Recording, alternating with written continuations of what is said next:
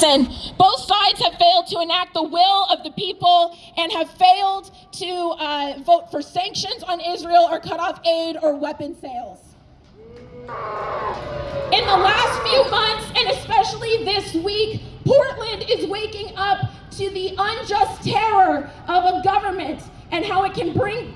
Sorry, I messed that up. Portland is waking up to the unjust terror a government can bring down on its people without purpose or reason. Protesters in Portland, at the ICE facility, and around the country are being tased, gassed, chased, detained, given bogus charges in the name of silencing a resistance movement. And this, what we are experiencing now, is only a small part of what the Palestinian people have faced for the last 100 years.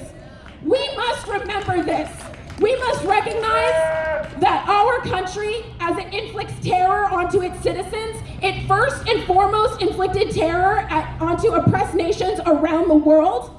And it supported Israel in its endeavor of occupying Palestinian land every step of the way.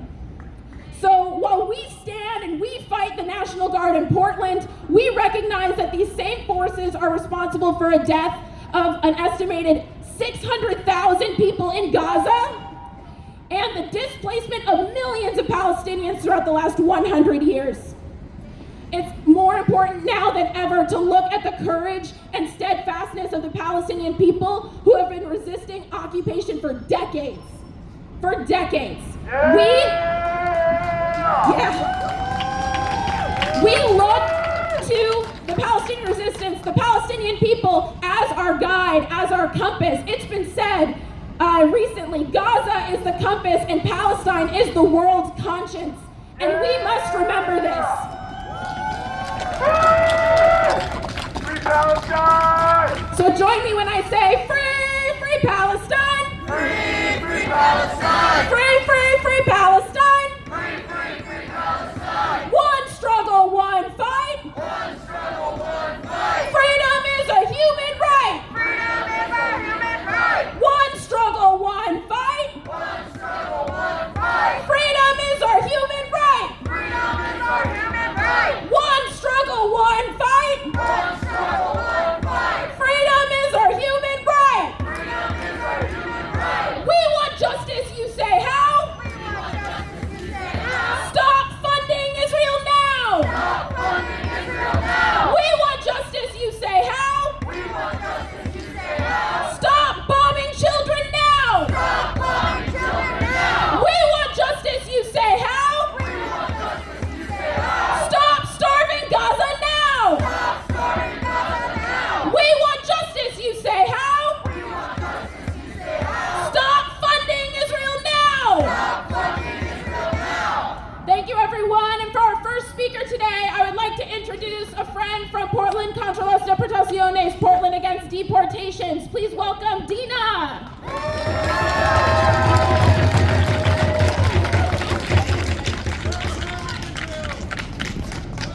Oh, I'm short.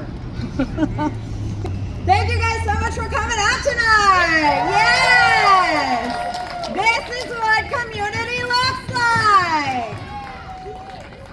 Now, guys, there's been a lot of crazy things happening down at ICE. I'm going to give you a little bit of a download about what that is. We had some of our people taken at our peaceful protest this past Saturday. Shame indeed. Shame indeed. We have had over 120 days down at ICE of peaceful protesting, and these federal officers, these federal fucking goons, are doing nothing but continuing to escalate and escalate and escalate the bullshit behavior. They are so incredibly violent, and the thing that pisses me off the most is this Trump administration, this bullshit of an administration, is constantly trying to talk about how the city of Portland is sieged by terrorists. There's no fucking terrorists here except the ones in that federal fucking building. The city of Portland is full of people with love for their neighbors. So much love that for over the last 120 days, they have been down there getting the shit kicked out of them every night and coming back again the next day to do it all over. We have the most incredible community. Even the kids that are in Black Bloc, they love to try to tell us how these are Antifa terrorists, that they are the worst of the worst. You know what I know about those kids down in Black Bloc? They're women of color. They're women of, a level of intersectionality. Some of them are trans. It's predominantly woman-led down there, thank God, right? That is by no means is that to discount the incredible men, real fucking men that we have who come down there too. And don't get me started on the non-binary, just like kings and queens of, what's a good gender neutral for that? There needs to be a better one for that, because they are just royalty indeed, because they are absolutely the most amazing, truly salt of the earth people you could ever meet in your life. And that's coming from a deacon, y'all. I am a deacon with the United Church of Christ. I am supposed to be someone who knows something about what it means to be godly, and there is no one more godly than the folks down there. Again, day after day, they come out in fight of their neighbors that they don't even know. That is the truth. That is the most undying form of love. And I want to thank you guys so much for coming out. We've got a couple of our very wonderful ICE regulars, down here too.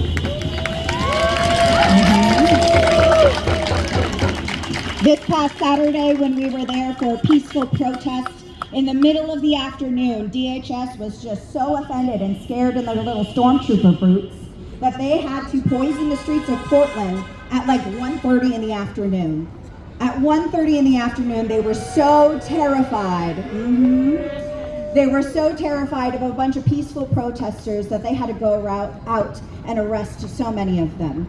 And the level of violence that they inflicted on our neighbors was insane. One of the stories I want to highlight is of this very elderly couple in their 80s. They are neighbors down in that region. They just happened to see that we were gathering at Elizabeth Carruthers and decided to join the parade down towards ICE. And for their trouble of executing their constitutional rights, ICE sent a tear gas canister into the head of the wife and had one rolled underneath the elderly man's walker, and they shoved him. They shoved him to the ground. The only thing that's different about what this past weekend looked like and what has been happening down there for the last 120 days is the level of attention that it is finally starting to get down there. Yes, indeed. I am so thankful for the community that we have down there who are fighting for the immigrants within our borders and fighting for all of the community that we have there together. I literally cannot say enough nice things about the people we have down there and the incredible people who are willing to put their asses on the line on Saturday in order to continue to bring more attention to the dire things that are happening to our immigrant neighbors in those detention facilities. So thank you guys so much. There's so many things that they use to try to divide us. They try to pretend that all of these things are disconnected. They are not disconnected at all. They're not disconnected at all. This same fucking colonial mindset is the same thing that's taking root here. It's the same thing that's allowing that violence down at ICE. And it is the same weapons of war that they have been using against the Palestinian people that they are now bringing home. Sure. We cannot stand for this. Fascism anywhere is fascism everywhere. So I'd like to invite everyone to a dance party here at the Ritz tonight. And it's going to be no sleep for Christina. Come in a costume, come in the most ridiculously weird Portland thing that you can think of, because she is not invited to the cookout, and we are going to party all fucking night long. Because that is what Portland does. We are the masters of weird, and they will do nothing to touch our joy, and our resistance is rooted in our joy. That is how we're going to beat these motherfuckers out of there. That is how we're going to get them out. Continue to bring the weird, continue to bring the whimsy, because they cannot sell their bullshit narrative of violence. The only thing they're going to be able to sell is how much we love our city, how much we love our neighbors, and how much we're going to continue to show out for the Palestinian people, because we will never fucking forget them. So in solidarity for PDXPD, sí se puede, sí, sí se puede. Sí, sí se puede. Sí se puede, sí, sí se puede. Sí se puede. Sí, sí se puede. Thank you guys so much.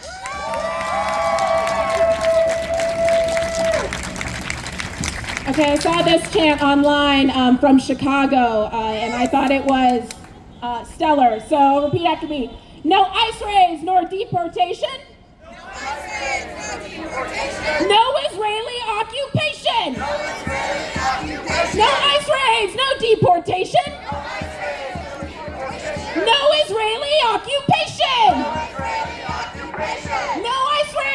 deportation. No ICE raids, no deportation. No Israeli occupation. No Israeli occupation. No ICE raids, no deportation. No ICE raids, no deportation. No Israeli occupation. No Israeli occupation. No ICE raids, no deportation. No ICE raids, no deportation. No Israeli occupation. No Israeli occupation. From Palestine to Mexico. From Palestine to Mexico. These racist walls have got to go. These racist walls have got to go. From Palestine to Mexico. From Palestine to Mexico. These racist walls have got to go. These racist walls have got to go. From Palestine to Mexico. From Palestine to Mexico. These racist walls have got to go. These racist walls have got to go. Woo! Next, I'm going to welcome our next speaker, Elaine.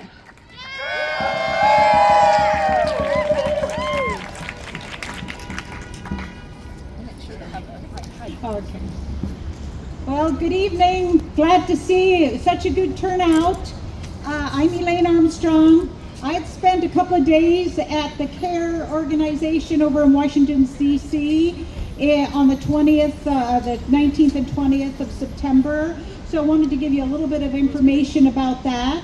And then also I had a few things to say, so not very long. Okay, so CARE stands for Council on American Islamic Relations. It's a non-profit. CARE's mission is to enhance the public's understanding of Islam, promote justice, protect civil rights, and empower American Muslims.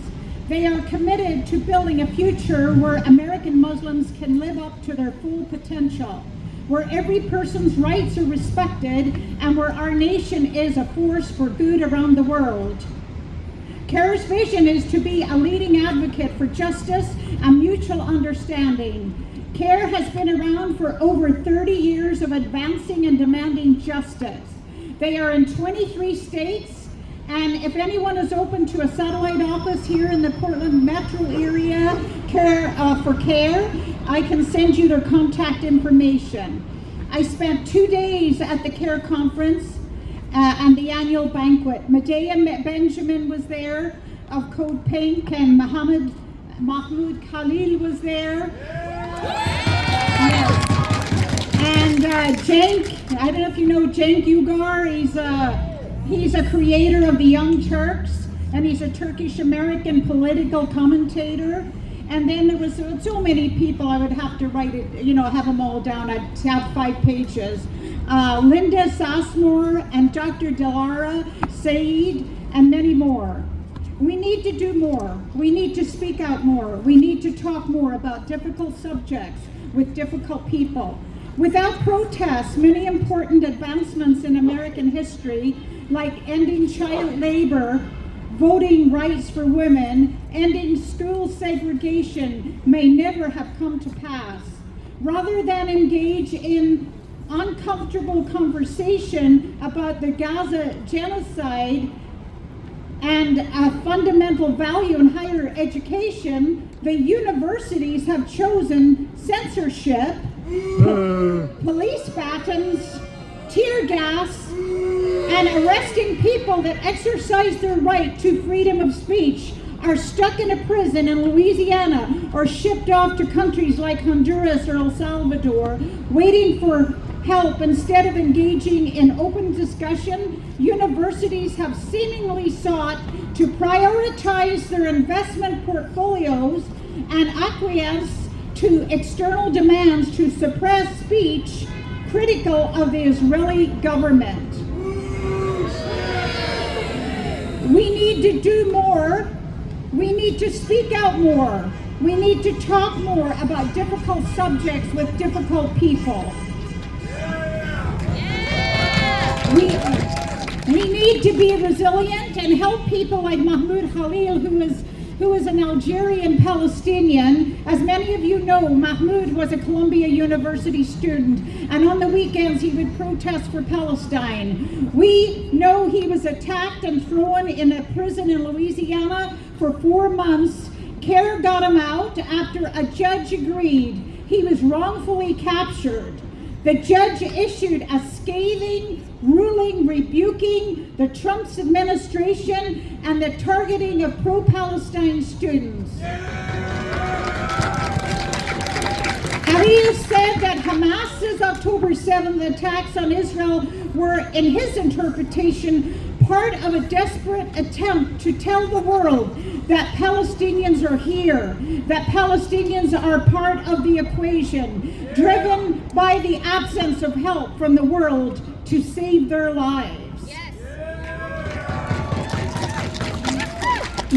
Let's regress back to when Muslims were part of the African slave trade in the 1600s and 1700s. Approximately 20% of those slaves were Muslims. Aiba Suleiman Diallo was a cleric and an intellectual. He was a Muslim prince enslaved in 1730 in America.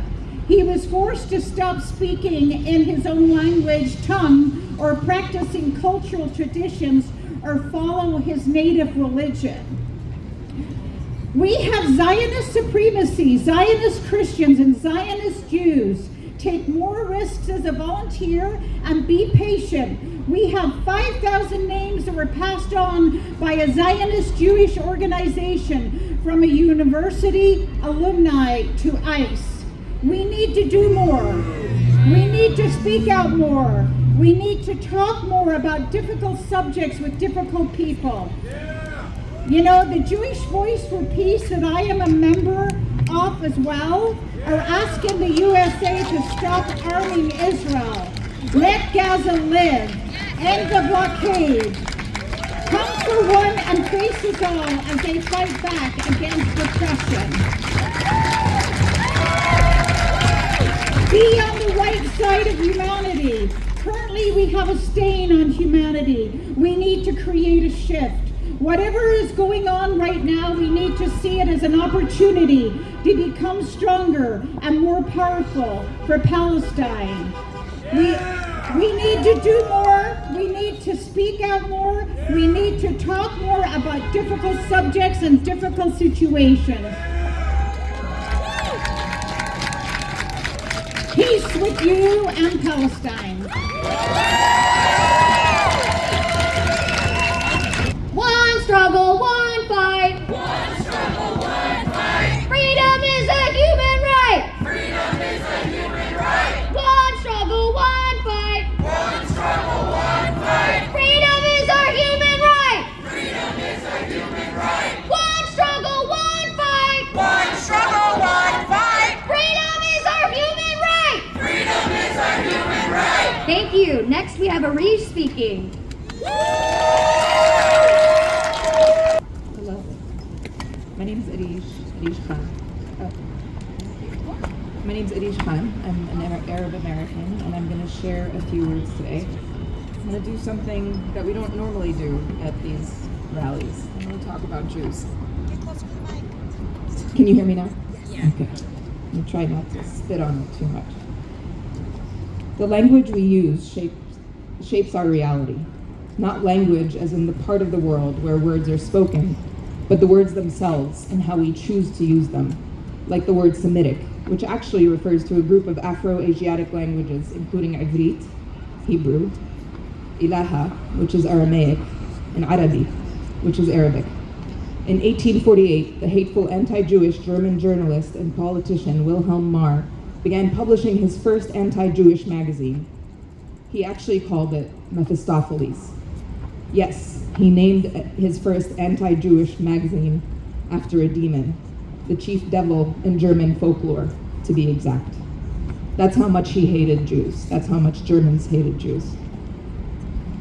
In 1879, when he published the pamphlet he titled The Victory of Judaism Over Germandom, he needed a secular, non-religious, scientific-sounding name to appeal to his democratic audience and dehumanize Jews even more.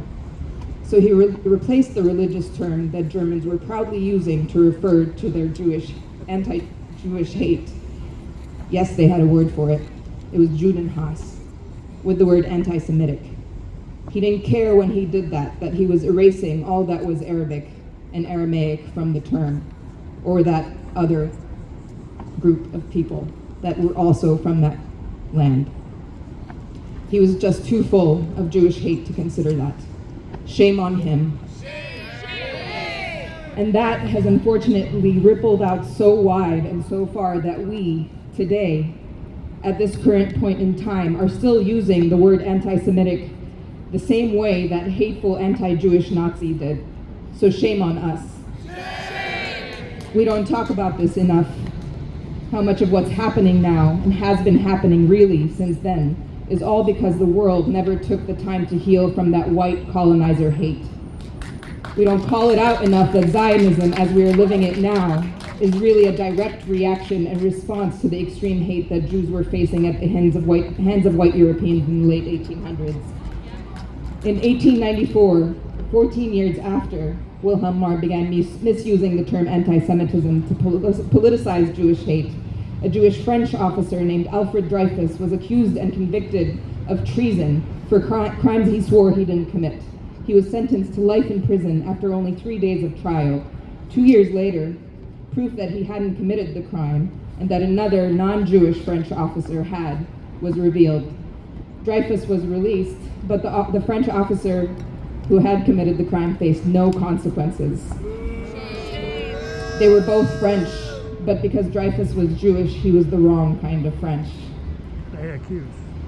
That was when Theodor Herzl, an Austrian-Hungarian journalist and lawyer, published his pamphlet, A Jewish State, calling for the first time for the establishment of a Jewish homeland, because he really, at that point in time, believed that the only way Jews could be safe was if they were constricted in borders.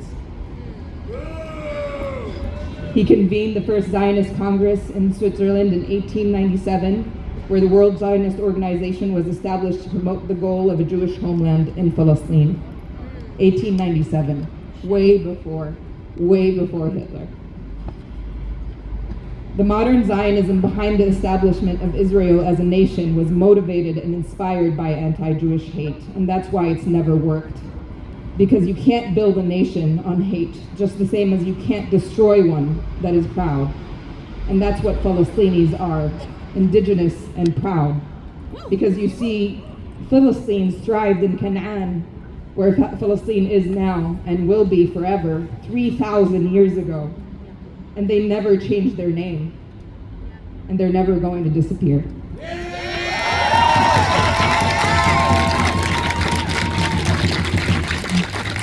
Thank you. I think we are often missing a very important context in history when we talk about it now.